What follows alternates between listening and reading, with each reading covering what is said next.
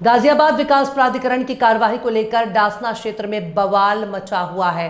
किसानों का आरोप है कि जीडीए ने कारण बताओ नोटिस का जवाब देने के बावजूद उनके खेतों में बनी ट्यूबवेल और सिंचाई व्यवस्था को ध्वस्त कर दिया। किसानों ने इस कार्रवाई के पीछे सनसिटी बिल्डर के दबाव में काम करने की बात कही है ताकि किसानों को प्रताड़ित कर उनकी जमीन खरीदी जा सके। नोटिस और कार्रवाई का विवरण इस प्रकार है। ग्राम डासना के खसरा संख्या 3955 पर स्थित भूमि को लेकर जीडीए ने 2 अगस्त 2025 को उत्तर प्रदेश नगर योजना और विकास अधिनियम 1973 की धारा 27 के तहत नोटिस जारी किया था। इनमें 15 दिन के भीतर कथित अनाधिकृत निर्माण हटाने के निर्देश थे, अन्यथा जीडीए स्वयं ध्वस्तीकरण करेगा और खर्च की वसूली राजस्व के रूप में होगी। आदेश पर सक्षम वनाधिकारी योगेश कुमार के हस्ताक्षर थे। किसानों का आरोप है जवाब देने के बावजूद तोड़ा ढांचा। किसानों का कहना है कि उन्होंने नोटिस का जवाब समय पर दिया और जीडीए को स्पष्ट किया कि जमीन पर कोई पक्का निर्माण नहीं है। हमारे खेत में केवल सिंचाई के लिए ट्यूबवेल, पंप सेट और अस्थायी ढांचा था, न कोई कॉलोनी थी, न कोई पक्का मकान। बावजूद इसके जीडीए का बुलडोजर आया और हमारी सिंचाई व्यवस्था को तोड़ दिया।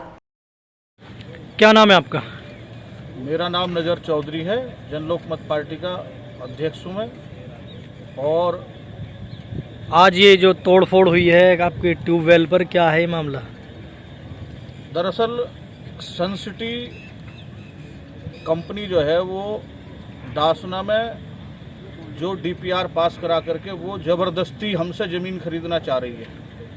और हमारा जो 20 बीघे का चक है, 20 बीघे खेत खसरा नंबर 3955 जो हमारे फादर के नाम है, चाचाओं के नाम है, वो कोड़ियों के रेट में प्रेशर से ज़बरदस्ती जीडीए से प्रेशर डलवा करके इसको ख़रीदना चाहते हैं, क्योंकि उनको यहाँ पर प्लॉट, फ्लैट और जो है बिल्डिंगें बनानी है।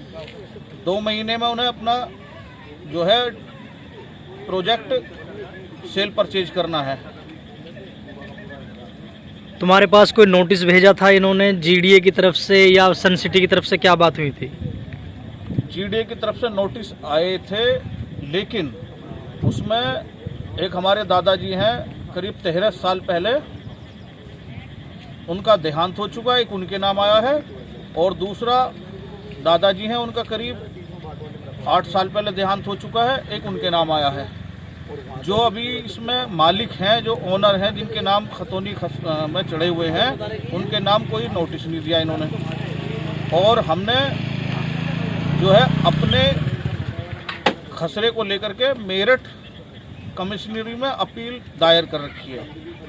उसके बावजूद भी इन्होंने कोई हमें नोटिस नहीं दिया। और अगर इनको लगता था कि हमने अवैध रूप से कुछ बनाया हुआ है तो ये सील लगाते या बात करते, लेकिन इन्होंने तो सनसिटी के बिल्डरों से मिल करके और जीडीए ने आपसी सहमति से आकर के सब लोग नमाज पढ़ने के लिए गए हुए थे। जुम्मे का, फ्राइडे का दिन था आज, और यहाँ पर कोई भी नहीं था। और आने के बाद में हमारे जो ये घेर है, हमारा जो ये ट्रैक्टर, ट्रॉली, टीलर और जो खेती का काम करने के लिए जो उपकरण खड़े करते हैं हम, हमारे नहाने के लिए एक होदी बनी हुई है अपने पर्सनल इस्तेमाल के लिए, ये पीछे से आए और तोड़ के जो है तोड़फोड़ करके भाग गए। 5-10 मिनट में 2 जेसीबी ला करके। यहाँ पर कोई नहीं था और जो सामान था वो भी भर के ले गए यहाँ से। आप बार बार जो आरोप बिल्डर पर लगा रहे हैं, तो बिल्डर से कोई बात हुई थी आपकी? हाँ, बिल्डर से बात हुई थी हमारी। बिल्डर ने ये बोला था कि आप हमें अपनी ज़मीन दे दो। मैंने कहा जी ठीक है, दे देंगे, कि आप जो है इसको सेल कर दो कम रेटों। हमने अपने परिवार वाले उससे बात करा कि जी ऐसे ऐसे बात है कि ज़मीन लेना चाह रहे हैं, कंपनी वाले आ रहे हैं। तो उन्होंने कहा कि बहुत कम रेट लगा रहे हैं, 50-60 लाख रुपए बीघा के रेट दे रहे हैं, जबकि ये खुद 50-60 लाख रुपए बीघा की ज़मीन लेके और 1 लाख रुपए से प्लस मीटर का रेट जो खुद बेच रहे हैं। अगर ज़मीन ही लेनी है इन्हें तो रेट तो कम से कम किसान को सही दिया जाए। अब आगे की आपकी कार्रवाई क्या रहेगी? अब आगे की कार्रवाई ये रहेगी कि इन्होंने जो है बिना शुद्धि बुद्धि के जो नोटिस थमाए हैं, जो लोग परमात्मा को प्यारे हो गए हैं उनके नाम नोटिस दिए हैं।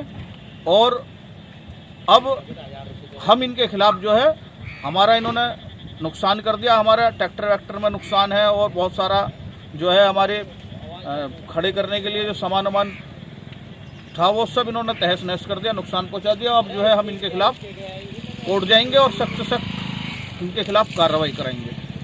जीडीए की तरफ से क्या आश्वासन मिला था आपको? जीडीए की तरफ से अधिशासी अधिकारी से बात हुई थी, उन्होंने ये बोला था कि हमारा कोई रोल नहीं है, ये बिल्डर जो है इन्होंने कंप्लेंट दे रखी है और जो है हम वहाँ नहीं जाएंगे।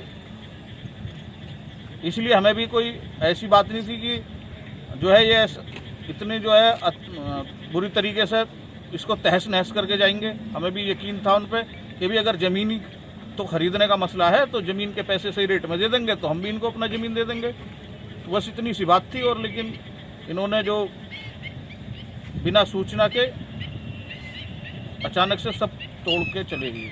तो पुलिस बल भी मौके पर था यहाँ? हाँ, पुलिस प्रशासन भी मौजूद था, जिसमें कि पुलिस प्रशासन को भी ये देख लेना चाहिए था कि हम जिस बिल्डिंग को तोड़ने के लिए या मतलब घेर को तोड़ने के लिए जा रहे हैं वहाँ पर बना हुआ क्या है।